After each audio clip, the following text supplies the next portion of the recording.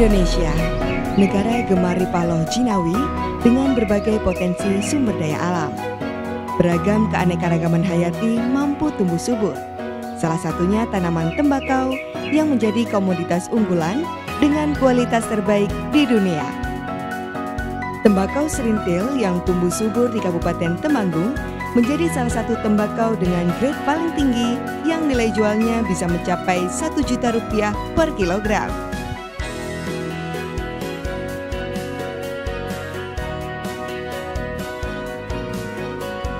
Dari nenek moyang sudah tembakau, petani tembakau. Dari orang tua sudah petani, dari turun-temurun itu sudah petani semua. Ya itu tergantung keluasan lahannya. Untuk sekali panen, kalau kita kalkulasi 10 keranjang tembakau rajangan kering, untuk rata-rata setiap satu keranjang tembakau itu berat bersih itu 30 sampai 40 kilo. Harganya sistemnya kiloan, sistem kiloan. Untuk musim tahun ini rata-rata yaitu 50 sampai tertinggi untuk diri saya untuk tahun ini 70.000. Kadang nyampe 100, tapi sekarang jarang yang sampai segitu.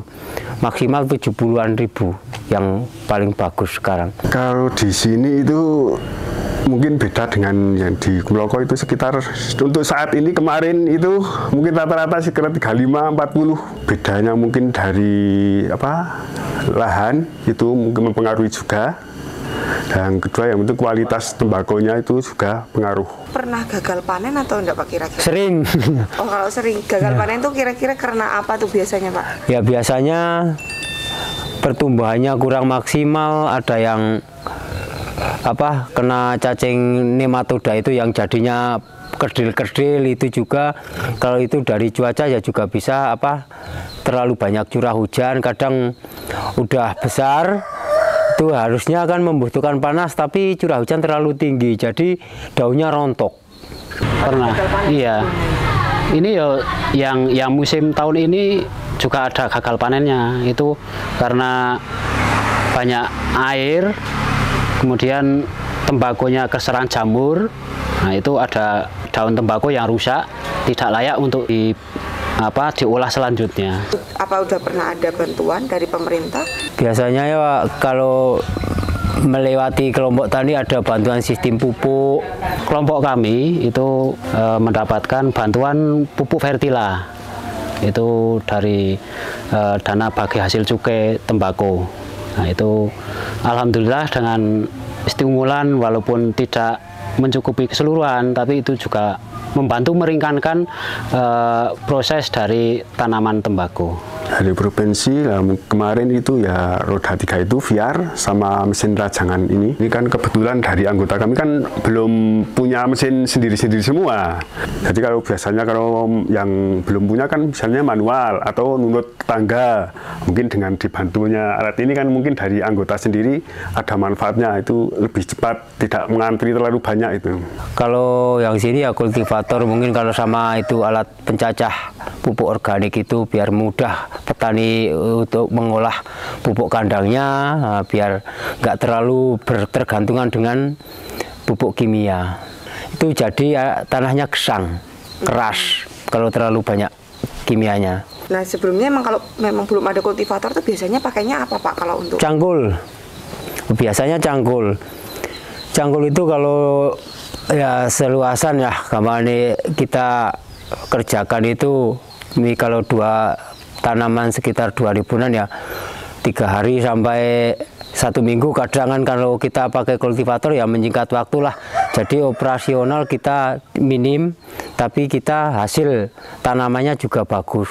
Itu satu desa itu kalau tidak salah ada roda 3 yang bantuan dari dana bagi hasil cukai. Nah itu untuk angkut saprodi ke lahan, kemudian untuk pasca panen untuk angkut petik tembakau itu pakai roda 3, karena sekarang jalan juga sudah lumayan terbangun, sudah bisa dilewati pakai roda 3, sehingga sangat membantu untuk biaya angkut dari panen tembakau. Kemudian juga pas pemupukan tembakau itu karena kita juga pakai pupuk kandang, itu tentu saja lalu lintas pupuk kandang dari rumah ke lahan itu membutuhkan alat transportasi. Nah, itu dengan adanya bantuan roda 3 tersebut sangat membantu bagi petani. Ya. Kalau harapan dari kelompok tani itu, harapan besar itu kalau bisa itu tiap tahun itu mendapat pupuk itu, karena memang sangat dibutuhkan, karena di sini pupuk asal mau mendapatkan beli di toko itu sangat sulit sekali. Ya, sekarang itu yang jadi permasalahan itu antara tembakau impor sama tembakau lokal itu nggak ada bedanya harganya. Itu yang jadi permasalahan. Ya, kalau petani itu kan maunya kan ada perbedaan. Jadi dari pabrik harus pinter-pinter lah. Intinya dari ini yang asli, ini yang enggak, itu harus bisa membedakan. Mayoritas kalau petani kan maunya yang bagus, tapi kok harga sama, jadinya kita campur, kita ambil dari luar. Kalau memang itu bisa meningkatkan ekonomi petani, kalau yang lamsi, intinya yang lamsi itu bisa harganya sesuai, nggak sama dengan yang baku impor, itu kemungkinan petani juga bisa menjaga kualitas itu. Tembakau biasanya ada pengepul tersendiri, sistem titip, kalau petani langsung jual ke pabrik belum ada. Seharusnya kan petani kan langsung dari distributor yang besar lah, jangan lewat calo-calo, itu kan sudah memakan. Kalau kita di petani mungkin 30.000, mungkin calonya itu jual kan paling 50.000, tapi sampai petani mungkin 30.000. Itu yang banyak terjadi.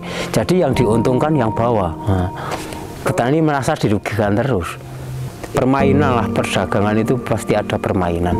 Semini mungkin ya seharusnya ada cek langsung dari pabrik, nggak cek dibuat sendiri itu.